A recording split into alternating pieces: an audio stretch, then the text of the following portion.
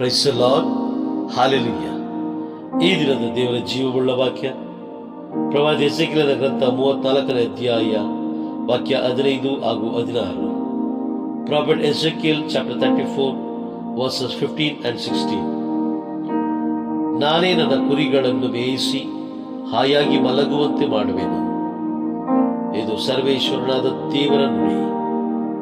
ತಪ್ಪಿಸಿಕೊಂಡದ್ದನ್ನು ಹುಡುಕುವೆನು, ದಾರಿ ತಪ್ಪಿದ್ದನ್ನು ಮಂದೆಗೆ ಸೇರಿಸುವೆನು, ದುರ್ಬಲವಾದುದನ್ನು ಬಲಗೊಳಿಸುವೆನು, ಮುರಿದ ಅಂಗವನ್ನು ಕಟ್ಟುವೆನು, ಬಲಿತ ಕೊಬ್ಬಿದ ಕುರಿಗಳನ್ನಾದರೂ ಧ್ವಂಸ ಮಾಡುವೆನು, ಅವುಗಳಿಗೆ ನ್ಯಾಯದಂಡನೆ ಎಂಬ ಮೇವನ್ನು ತಿನ್ನಿಸುವೆನು.